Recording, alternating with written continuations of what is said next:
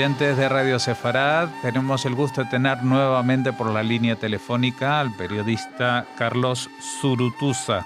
¿Qué tal, Carlos? Hola, buenas tardes, Jorge. Bueno, Carlos, entre otros medios, colabora con Jotdown. Los temas que suele abordar son los de las minorías étnicas en Oriente Medio. En este caso nos hemos ido muy al oriente, con un tema de Oriente Medio, pero más al extremo del lejano, para hablar de algo que has hecho un artículo sobre la famosa, para nosotros, República de Birobidzhan, un experimento del cual nos hablarás, que has hecho un artículo fantástico titulado Levantar Israel sobre el permafrost. ¿Cómo llegaste a la idea de escribir sobre esto? Bueno, a mí personalmente me fascinan más que las minorías, la diversidad, ¿no? Quiero decir que yo me resisto a entender Oriente Medio como un lugar en el que bueno, que hay una etnia dominante y una religión dominante, ¿no? Es decir, ahí donde vas, empezando por nuestro país, pues la diversidad es marca, ¿no? Está ahí. Y dentro de esta diversidad, pues por supuesto está el pueblo judío. Y dentro de lo que es el pueblo judío, pues esta historia de la que había ido a hablar hace años, sobre una república autónoma en la Unión Soviética que se construyó para ellos, ¿no?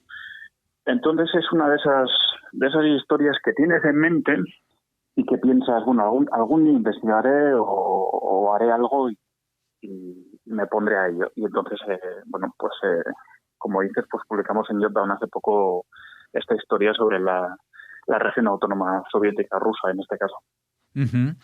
Bueno, esta república está ubicada, yo lo decía, casi en lejano oriente porque está muy cerca, está en Siberia, ¿no? O Altai, ¿cómo se llama esa zona? Sí, este es el extremo oriental de Siberia, es decir, está casi en la costa del Pacífico, en la frontera de China, digamos, al norte de la frontera de China. Uh-huh.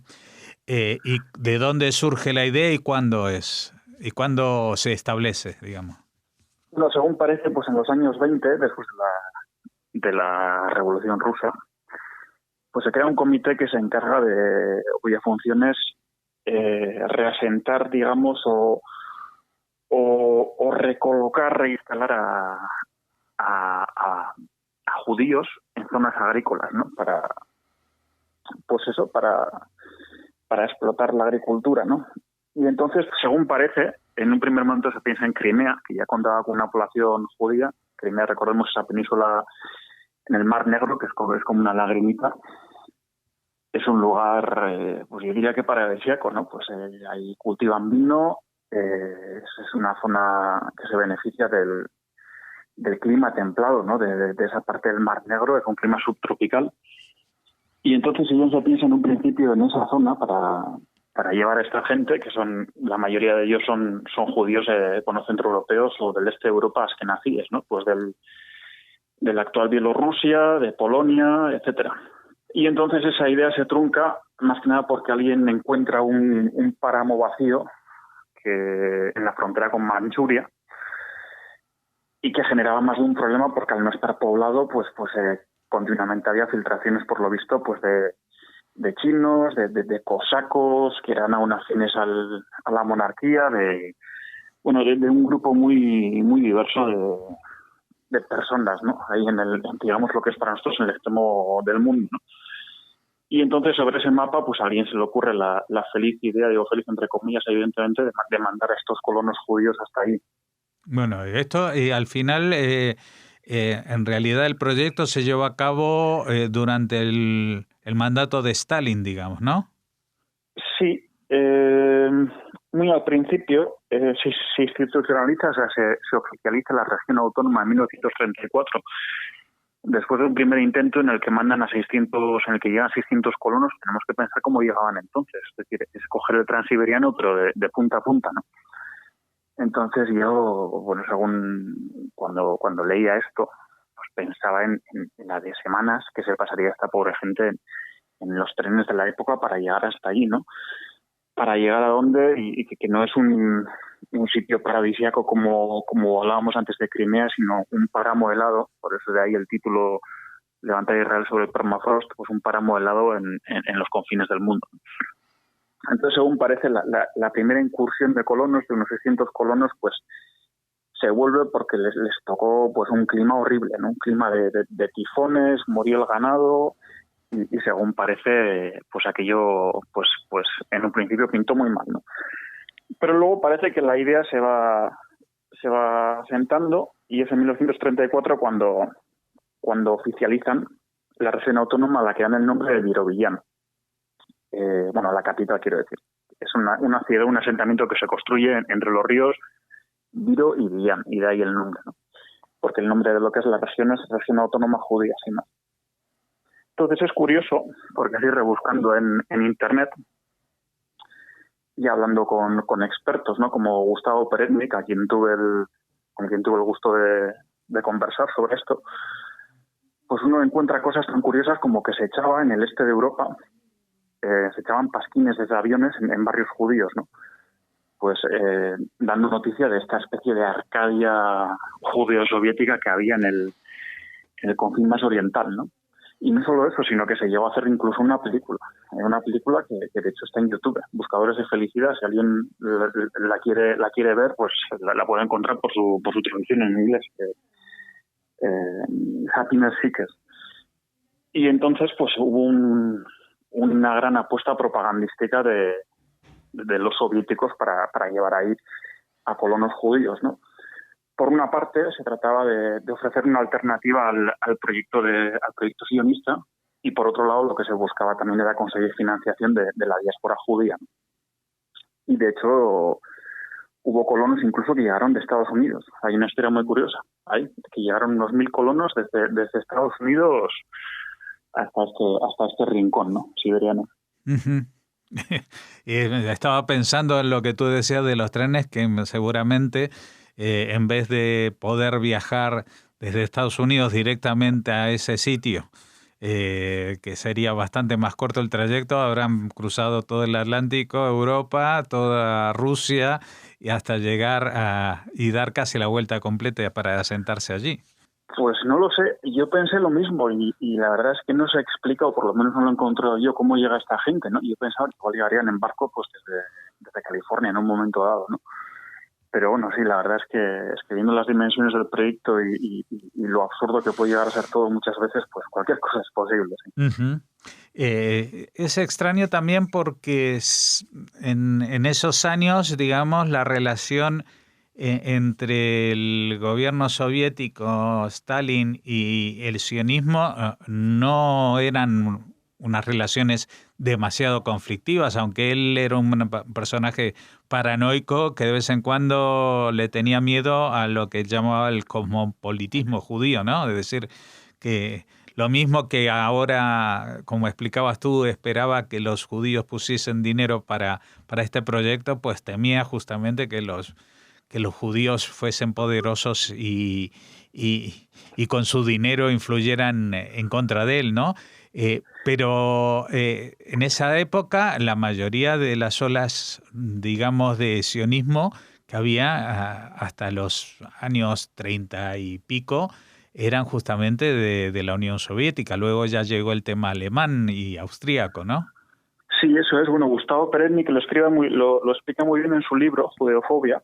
Es un libro interesantísimo en el que habla del antisionismo de Stalin, en este caso, y de Khrushchev, y no así del de Lenin, ¿no? De entre todos los mandatarios soviéticos, yo creo que Peretnik solo salva a Lenin de esto. Y hay que decir también que había dos lenguas oficiales en el enclave, que eran el yiddish y el ruso, por supuesto, pero nunca lo fue el hebreo, ¿no? El hebreo empezaría a penetrar hasta ya después de la caída del muro en el año 91. Hasta entonces el hebreo era una lengua que se vinculaba totalmente con el sionismo y de la que por lo visto no querían saber nada allí. Bueno, me imagino que sí se utilizaba para cuestiones religiosas, ¿no? Porque los rezos son en hebreo. Eso, me imagino, sí. Tú, aparte de documentarte con Peretnik, ¿dónde encontraste otras fuentes de información? ¿En Internet? Sí, eso, en Internet. Al final, buscando y rebuscando, pues uno A ver, quiere decir que eso es un artículo de 1.500, 2.000 palabras, ¿no? Quiere decir que si uno quiere hacer algo más, digamos, más completo al respecto, evidentemente, pues tiene que necesitar un trabajo mucho más exhaustivo, ¿no? Pero bueno, en Internet, además de documentación, también hay vídeos. Por ejemplo, hay un vídeo muy interesante de Russia Today en el que viajan al enclave judío, ¿no? Viajan hoy en nuestros días. Y entonces, pues es muy curioso porque uno llega allí y según parece, pues las calles están rotuladas en yiddish, hay escuelas de hebreo, hay 3 sinagogas, hay centros culturales judíos, y esto con una población judía pequeñísima, ¿no? Fíjate que se dice que el día en el que más presencia judía hubo fue en 1934, que contaban que eran 16% de la población. Fíjate de qué... ¿En qué año? Perdón. En el 34. Fíjate de qué cifras estamos hablando, ¿no? Claro, porque la mayoría eran, pues había tribus locales de estas tribus chamánicas. Uh-huh. Había chinos, había coreanos, había cosacos. Entonces, estos judíos que llegan desde el este de Europa, pues fueron minoría, ¿no? Y hoy en día se habla de un 1%, un 2%. Y sin embargo, pues para la gente de allí, pues por lo que uno ve en estos documentales bastante actuales, pues es una seña de identidad, ¿no? Uh-huh. No sé si será posible, me imagino que, bueno, según decía Perennik también, muchos de ellos con la caída del muro pues emigran a Israel, ¿no? Como tantos y tantos judíos de la Unión Soviética. Algunos se quedan y para los que se quedan, pues al final pues lo curioso de esto es que es una especie de seña identitaria, ¿no? En un lugar tan alejado de lo que es la tierra de los judíos como aquella, pero que bueno, pues que constituye una seña identitaria en esto que podemos llamar en el mundo postsoviético, ¿no? Donde en el país más grande del mundo pues convivían tantas etnias y tanta gente que al final uno acaba sin saber realmente qué era exactamente. Uh-huh. Tú decías que las calles están rotuladas en yiddish. ¿Se sabe si, por ejemplo, en las escuelas no judías también enseñaban yiddish? ¿O la gente de esa ciudad finalmente se acostumbró también a hablar ese idioma?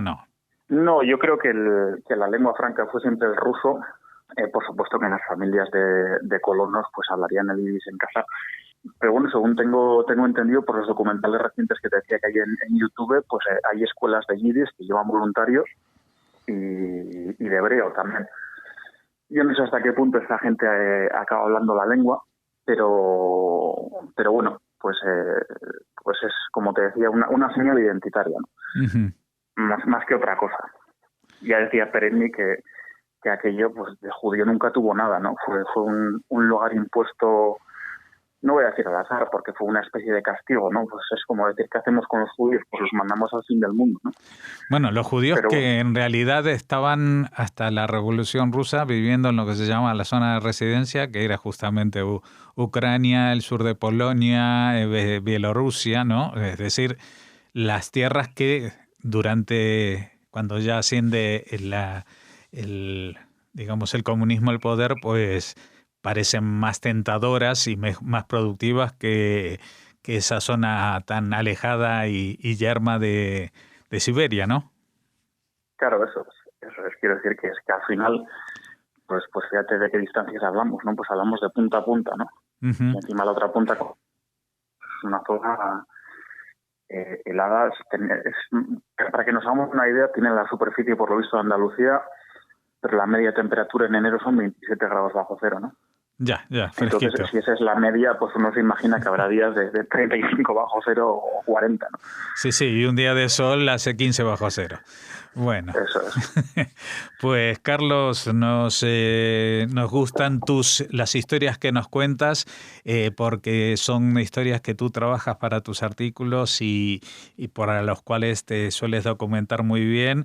Nosotros le recordamos a los lectores, a los oyentes de Radio Sefarad, que si les interesa, pues busquen esta publicación. Nosotros pondremos un enlace, un link a la misma en la revista Jot Down para que no se pierdan ninguna de las frases y algunas imágenes que hay allí de este experimento nacional tan extraño que hubo durante el estalinismo para dar a los judíos una respuesta alternativa al sionismo que en realidad no tenía ninguna ningún viso de triunfar, ¿no?